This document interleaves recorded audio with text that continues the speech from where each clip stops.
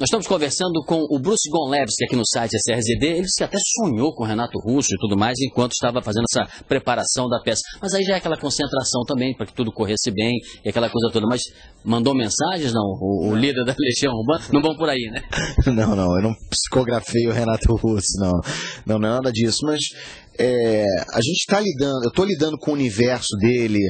Há 2 anos que eu estou lendo as letras dele, ouvindo todos os discos do Renato e da Legião, vendo shows, entrevistas, conversando com os amigos dele.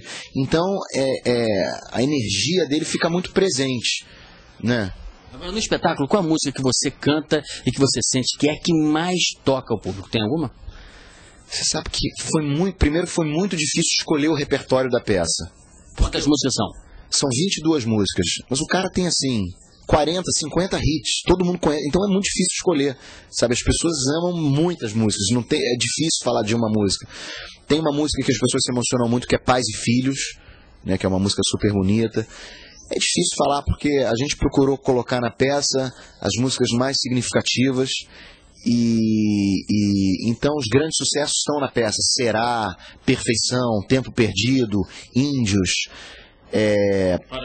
Faroeste Caboclo não está na peça. É muito longa também, até te perguntar aí se você canta só um pedaço, só um trecho para dar um clima, ou se vai a música toda? Não, Faroeste a gente não canta, a gente até ficou pensando onde que a gente vai colocar Faroeste, mas é uma música meio difícil de colocar na peça, porque é um épico, é uma história, é uma narrativa de 10 minutos, que fica um pouco anacrônica, não tem muito onde colocar, porque as músicas na peça também contam a história.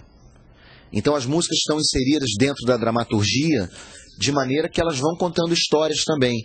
Por exemplo, quando eu canto Pais e Filhos, eu estou falando da minha relação com meu filho na peça, que é o Juliano, filho do Renato Russo. Tem todo um texto, tem uma cena falando da paternidade dele. De repente a música pontua e meio que comenta a cena. Então as músicas estão muito integradas dentro da dramaturgia, entendeu? Tem muitas músicas que eu amo que ficaram de fora.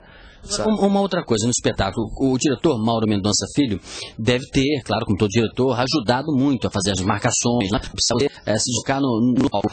Onde o Renato Russo acontecia e onde o dele, que ele imaginava ser o ideal, também. Como é que vocês combinavam? Então, deixa eu te falar como é que foi o processo um pouquinho. O texto é da Daniela Pereira de Carvalho, que é uma jovem dramaturga genial, muito talentosa, que é muito minha amiga e é super fã do Renato Russo.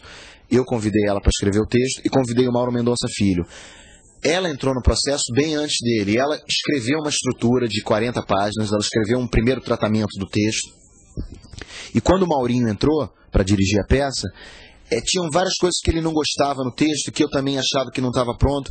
Então o Mauro Mendonça foi fundamental no sentido de dar uma implodida no texto que a gente tinha e criar um caos para, a partir dali, a gente conseguir criar o texto que a gente tem hoje, que o público assiste a peça. Então, o processo de ensaio foi muito rico. Eu improvisei muita coisa. Tipo o quê? Não, várias cenas eram improvisadas. O Mauro Mendonça Filho criou um processo de trabalho onde ele propunha vários temas de improvisação. A Daniela, que é a autora, ela ficava escrevendo na sala de ensaio com laptop, na hora. Entendeu? Ela via um pouco os ensaios, adaptava, foi ajustando. Ela via as cenas e ia escrevendo na hora, e imprimia e já me dava a cena. Lê isso aqui, vamos fazer isso. Junto com o Mauro, que também foi responsável pela criação do roteiro da peça. Então foi um trabalho a 6 mãos, vamos dizer assim, né? Eu, o Mauro e a Daniela, a gente criou o espetáculo a partir dos ensaios, com improvisação, com ideias, vendo vídeos, vendo depoimentos, entrevistando as pessoas. Então foi um processo muito rico, criado a partir do zero e criado com o talento dessas 3 pessoas, no caso eu, o ator, a autora e o diretor. Agora, e a Legião Urbana, onde é que entra? Né? A gente fala Renato Russo, e é um monólogo, né? Mas e a Legião? Tem músicos que de alguma maneira ao vivo tocam com você e que ainda que não apareçam, simbolizam a Legião ou não? Não, então, o espetáculo é um monólogo feito por mim, eu faço o Renato Russo e eu sou acompanhado pela banda Arte Profana. São 5 músicos que tocam ao vivo na peça, eles estão lá tocando os maiores sucessos do Renato e da Legião. E a banda Arte Profana era uma banda que já fazia covers do Renato, eles tocam igual, é impressionante. Eles tocam nota por nota. Todo mundo tá igual ali, né? Não, idêntico, assim. O trabalho deles é impressionante também. Eles são muito competentes, são maravilhosos. E a gente descobriu essa banda e convidou-os para participarem do espetáculo. Então eles estão lá junto comigo ao vivo. E a peça narra a trajetória artística e pessoal do Renato, dos 15 anos, ao final da vida. Então a Legião Urbana é uma parte muito importante da história.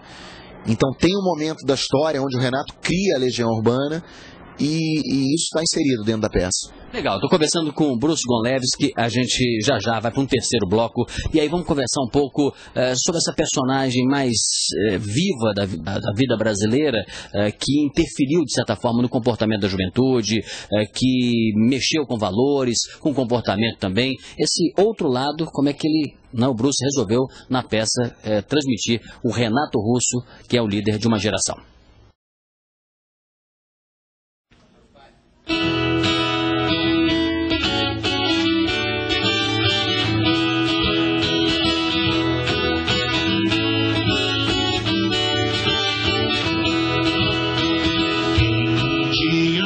Dizer que existe razão nas coisas feitas pelo coração. Quem irá dizer que não existe razão? Eduardo abriu os olhos, mas não quis se levantar. Ficou deitado e viu que horas eram. Enquanto Mônica tomava um conhaque no canto da cidade, como eles disseram. Eduardo e Mônica trocaram o telefone, depois telefonaram e decidiram se encontrar. O Eduardo sugeriu uma lanchonete, mas a Mônica queria ver o filme do Godard. Se encontraram então no parque da cidade, a Mônica de moto e o Eduardo de camelo. Eduardo achou estranho e melhor não comentar, mas a menina tinha tinta no cabelo. Eduardo e Mônica era nada parecido. Ela era de Leão e ele tinha 16. Ela fazia medicina e falava alemão, ele ainda nas aulinhas de inglês. Ela gostava do Bandeira e do Bauhaus, do Dog, dos Mutantes, de Caetano e de Rambo. E o Eduardo gostava de novela e jogava futebol de montão, seu amor. Ela falava coisas sobre o Planalto Central, também magia e meditação. E o Eduardo ainda estava no esquema, escola, cinema, clube e televisão. E mesmo com tudo diferente, veio mesmo de repente uma vontade de se ver. E os dois se encontravam todo dia e a vontade crescia como tinha de ser. Eduardo e Mônica fizeram natação, fotografia, teatro, artesanato e foram viajar. A Mônica explicava para o Eduardo coisas sobre o céu, a terra, a água e o ar. Ele aprendeu a beber, deixou o cabelo crescer e decidiu trabalhar. E ela se formou no mesmo mês que ele passou no vestibular. E os dois comemoraram juntos e também brigaram juntos muitas vezes depois. E todo mundo diz que ele completa ela e vice-versa, que nem feijão com arroz. Construíram uma casa uns 2 anos atrás, mais ou menos quando os gêmeos vieram. Batalharam grana, seguraram legal a barra mais pesada que tiveram. Eduardo e Mônica voltaram pra Brasília, que a nossa amizade dá saudade do verão.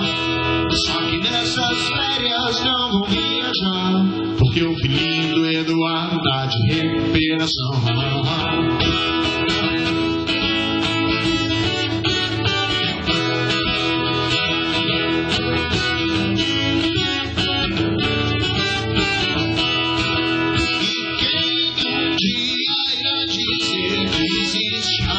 As coisas feitas pelo coração.